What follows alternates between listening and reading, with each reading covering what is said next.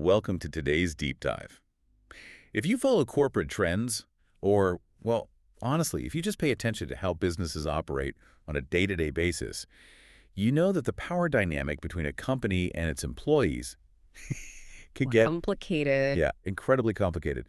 So today, our mission is to explore the wild, sometimes totally absurd world of workplace rights and employer disputes. It really is a wild world out there. It is. And the goal of this deep dive is to equip you, the listener, with the knowledge to recognize when a frustrating workplace situation actually crosses the line. Like, when does it go from just standard bad management Yeah. into a clear violation of your legal rights? Because that is a line that gets blurred intentionally by a lot of organizations. And the mechanisms they use to try and justify those violations are endlessly fascinating. Exactly. So to get to the bottom of this, we're looking at a collection of website services, articles, and case studies from the Australian Workplace Discrimination Representatives, or AWDR.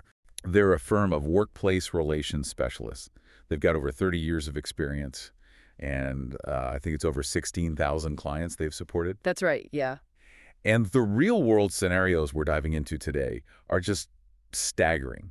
I mean, we are going to look at an employer who basically cried financial ruin to avoid paying an employee's redundancy severance. Oh, the medical clinic. Yes. But somehow, while claiming poverty, they magically found $2,500 to expense on office birthday cakes. Which is an incredibly bold accounting strategy when you're under federal scrutiny. It really is. And we'll also examine the case of a top-tier executive. We're talking a guy making $346,000 a year who had to fight his company just to get his basic entitlements paid out. It just goes to show it happens at all levels. Right. So to help decode the legal and practical realities behind these cases, I'm joined by our resident expert. Thank you. I am ready to jump in. The thing to remember about workplace disputes is that they're inherently tied to a person's livelihood. Which makes him emotional. Highly emotional, yes. But the legal frameworks governing these disputes institutions, like the Fair Work Commission, they do not deal in emotion. They look at cold, hard facts, ledgers, timelines, evidence, and honestly, understanding those facts is your absolute best defense against being shortchanged. Okay, let's start by mapping out the landscape of these disputes, because it's much broader than just, standard firings. Looking at the AWDR service list, the sheer variety of ways things can go wrong at work is massive. It really paints a picture. It does. They handle unfair dismissal, toxic workplaces, sexual harassment, non-genuine redundancy, and abandonment of employment. And that's a crucial distinction to make. Take a toxic workplace, for example. It isn't just a casual term for a job you don't like. Right. In the eyes of the law, if an environment becomes so hostile that you are essentially forced to resign just for your own well-being, that can be legally categorized as constructive dismissal. Wow. Similarly, a redundancy isn't just a magic word a manager can say to eliminate your role. It has to meet strict statutory criteria to be a genuine redundancy. And reading through the AWDR blog to highlight how bizarre these situations can actually get, some of the real-world case titles are wild. Oh, they are. There's one called The HR Manager from Hell. Another is Dismissed for ADHD. And my personal favorite. The rubber duck one. Yes. Satanic rubber duck prank ends in $15K unfair dismissal payout. I mean, it sounds like internet clickbait. It does, but these are formal legal battles. And if we connect this to the bigger picture, all of these cases really stem from a fundamental issue of information asymmetry. What do you mean by that?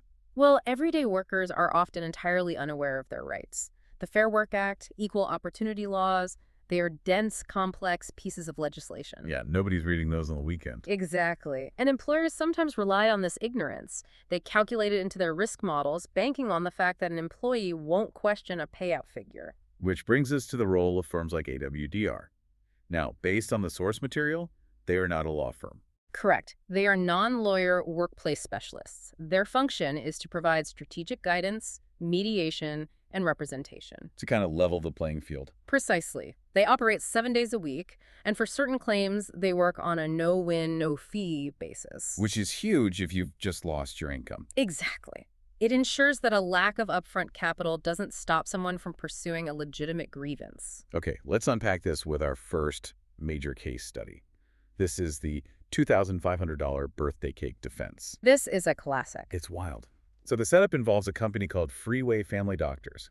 They employed a senior speech pathologist named Suzanne Oram. Her role is eventually made redundant. And just to establish the baseline for everyone, Yeah. when a role is legitimately made redundant, the law dictates a specific financial payout based on your tenure. Right. And in Orum's case, she was legally entitled to $10,384.64 in redundancy pay. A very specific, legally mandated amount. But the employer doesn't pay it. Instead, they hit her with a massive sob story.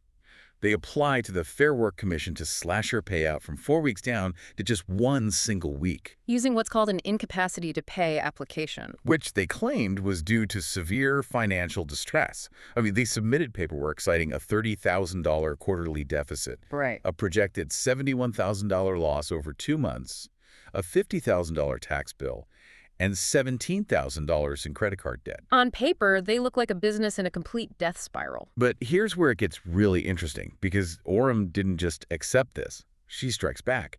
She points out that the company was actually still trading. Yes. They were paying other staff normally. And she uncovers what is just brilliantly categorized as frivolous expenditure. The smoking gun. Tell us about the smoking gun.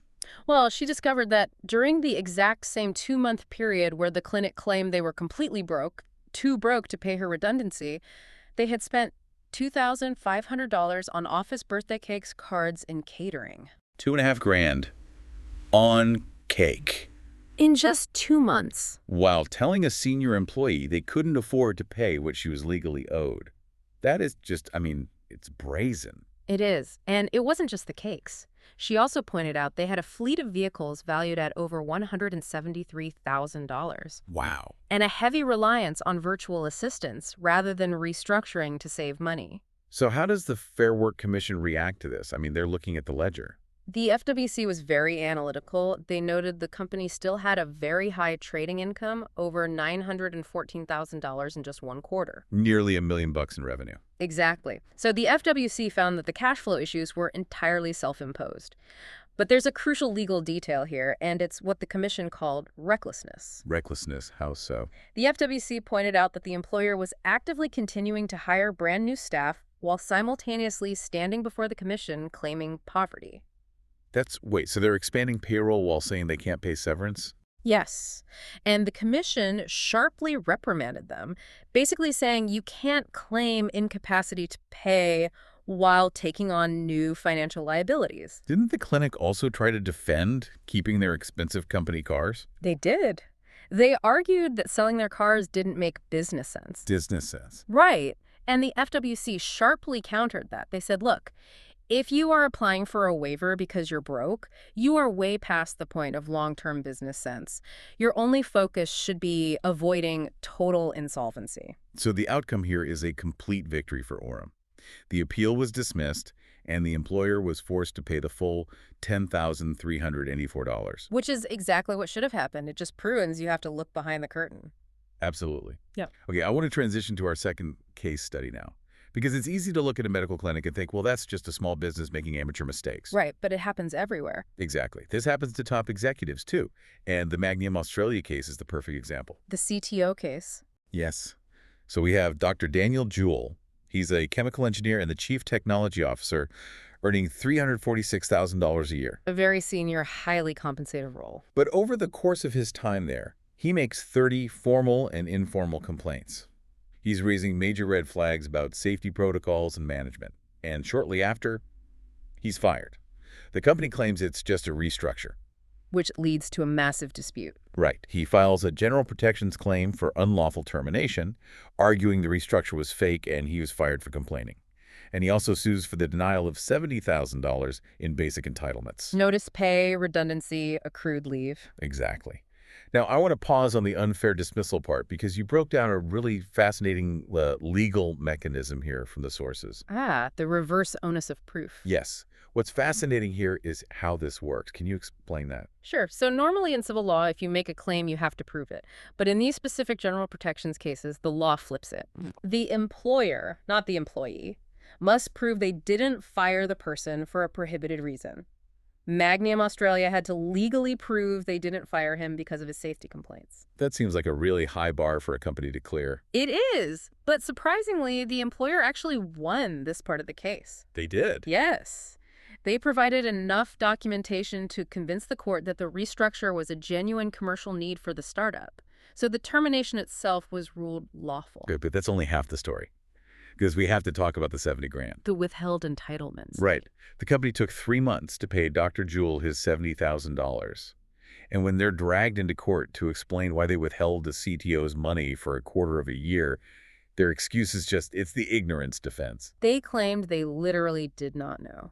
The chief operating officer testified that they did not know. The law required immediate payment. They thought because they were a small business, they were mistakenly exempt from paying redundancy. And they argued they weren't being deliberately malicious. They were just, quote, insufficiently careful. Insufficiently careful with $70,000 of someone else's money. Exactly. They leaned entirely on the idea that ignorance of the exact legal timelines should somehow excuse the delay. Which, I mean, that's a wild defense for a company paying a guy nearly $350 grand a year. Yeah. How did the court react to this "we didn't know" excuse? The court delivered an absolute smackdown. The judge explicitly stated that lack of care and ignorance of the law is no excuse. Period. Zero tolerance. Zero. The court fined the company $18,600. And how did they calculate that specific amount? They calculated $6,200 for each of the 3 denied payments. So the notice, the redundancy, and the leave. 3 times 6,200. Okay. And that entire fine was ordered to be paid directly to Dr. Jewell. Not to the government, but to him. That's amazing. It is. The judge used what's called the totality principle here. The goal was to send a strict, undeniable message to all Australian employers. You have a duty to understand the Fair Work Act. Ignorance is simply not a defense.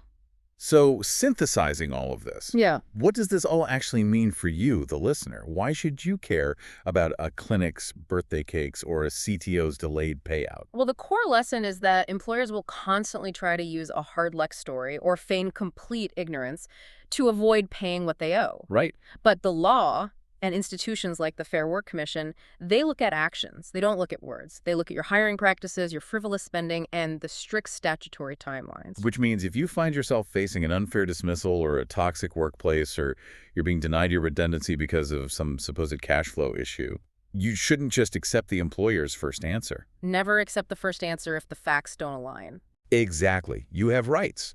And there are specialists available 7 days a week to help you navigate this system. You don't necessarily need to hire an expensive corporate lawyer to demand what is legally yours. The tools are there. You just have to know to use them. So to briefly recap our journey today, we started by uncovering how $2,500 in birthday cakes completely unraveled a company's plea of poverty. A very expensive cake. Truly.